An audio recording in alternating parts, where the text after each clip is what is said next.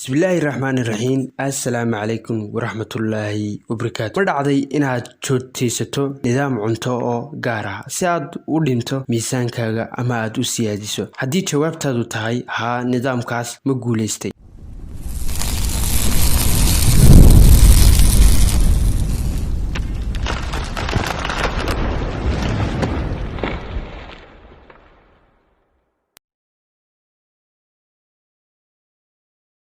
cilmi baadhis lagu qabtay jaamacadda Harvard waxaa la ogaaday in 99.9 aanu nidaamkaasu keenin natiijo la taaban karo. Dadka raaca nidaamkaasi cunteed ee go'an si ay miisaankoodu u dhimaan waxay dib ugu noqdaan miisaankoodii hore ee asalka ahaa, marmarka qaarkoodna wayba ka sii siyaadaan. luqadda Ingiriisiga waxaa la yiraahdaa diet. Haddii kelmaddan la kala qaybiyo waxaa noo soo baxaysa diet oo macnaheedu yahay cun ama dhimo. markaad haddaba aad raacayso nidaamkan go'an, jidhkaaga iyo caqligaaguba way ka baqayaan, sidaa awgeed ayay ka hor imanayaan. markaasaad waxaad dareemaysaa gaajo degdeg ah. tusaale ahaanba waxaa jiray qof aad u cayilay, sidii looga bartay bini'aadanka 3 waqti wax ka badan buu wax cuni jiray, jidhkiisuna aad buu u cayilay. wuxuuna isku dayay inuu miisaankiisa hoos u dhigo oo cayilkiisa iska biyo. muddo markuu waday cuntadii faraha badneed uu cuni jiray, iska dhaho iska degi kari maayo, waayo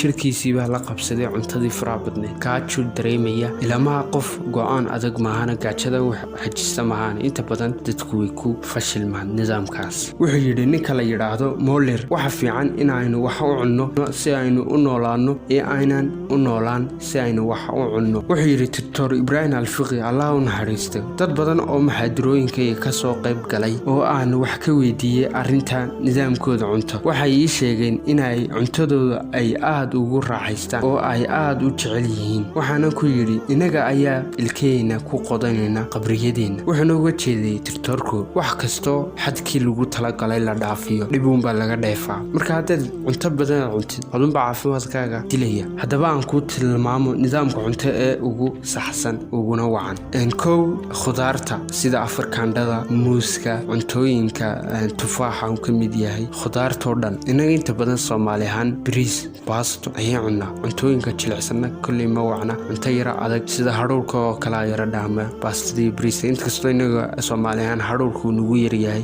habeenka oo kale la cuno. marka waxa wacan inaad cunto khudaara aad yara cuntid. cuntada khudaarkuna inaga inteena badan Soomaali ahaan way nagu yarta. miyaanad ogeyn inuu dhulku 70 ka mid ah uu biyo yahay? jidhkeennu ugu yaraan 80 uu biyo ka kooban yahay. qofku hadduuna isticmaalin biyo badan, tamartiisa hoos bay u dhacaysaa. hurdada duhurku kadib tamarteena waxaa hoos u rida tamardarrada markay dareemo. waa qaleelka biyo la'aanta. waxaa jira hadyo jiraado duhurka markaad soo toostid tamardarraadeed dareentid, waa biyo la'aan ee koob biyaa ama 2 koob biyaa ama koob biyaa waxaad awoodid baa cab. waana inaad cabtaa xaddi badan oo biyo ah. hana sugin inaad haraado, waayo haraadku waa goor uu jidhkaaga qalalay. waxa fiican ina koobku biyuhu mar walba ka ad dhowaado oo si tartiibana aad u cabtid, siduu nabiga calayhi salaatu wasalaam yiri.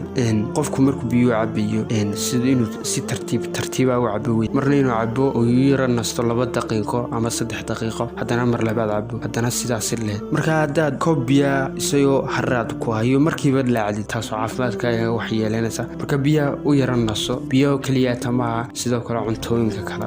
si aad jidhkaaga u dhistid, raac talooyinkan aan kula wadaagi doono. dabaasha iyo socodku waxay ka mid yihiin jimicsiyada caafimaadka kor u qaada ee ku dadaal inaad samaysid. inaad Soomaali ahaan dabaasha waxaa jirta wadanadan caalamka xaafad kastaba kaniinka hore ku samaystaan barkad yaro ay ku dabaashaan, laakiin Soomaali ahaan taa way nagu yarto. waxaan ku dabaalanaa badooyinkeenaas ee Ilaahayna siiyey, sida badda Liido, badda Berbera ayaan ku dabaalanaa. dhalinyartu ay inta badan ku dabaashaan Soomaaliya. waxaana wacan badahaas oo kale inaad maalmaha fasaxaad kusoo dabaalitid. haddaanad dabaasha garanayna aad inta yaro hore biyahaas ku dabaalatid, aadad badda dhexe aadan gaadhin, sidaanay kuu liqin baddu. aroortii marka aad soo toosto waxaad ku bilowdaa jimicsi nafeed. markaad salaada subaxaad ka soo baxday aroortii, jimicsi nafeed bilow, jidhkaaga dhis. sidoo kale samee jimicsi adkeynaya calooshaada, laabtaada iyo suxuladaba. jimicsiga adkeynaya siday aan u naqaano inaga sidisbaag, muruqyada caloosha inaad dhistid waa muhiim. socodkuna noloshaada qayb ka mid ah ha noqdo, waayo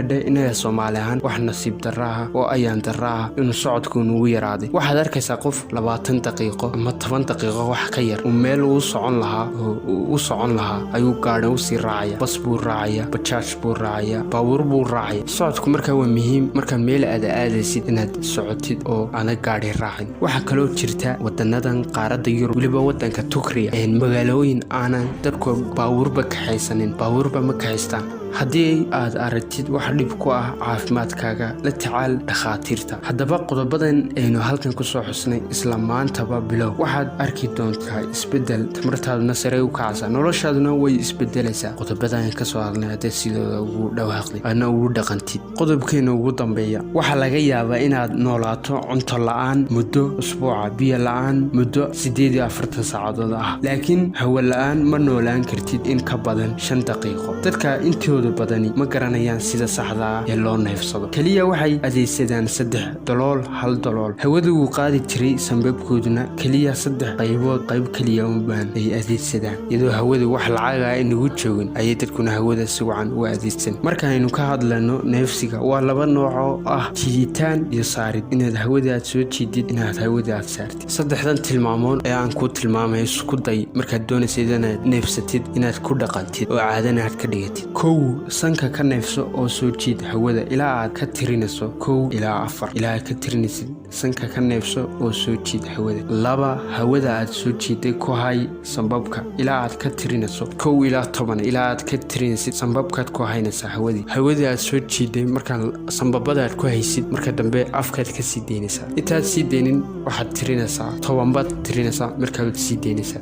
haddaba muuqaalkeenu maanta intaas ku eegyahay. isku day hadaad muuqaalkan ka heshay inaad leed saartid. leedku waxay ka saacidaysaa inuu dad badan muuqaalku gaadho, asxaabta nagu cusub iyo asxaabtii hore noola joogtayba. inta muuqaalka xigaan isugu imanno waxaan igaga tegaynaa ammaano Allah.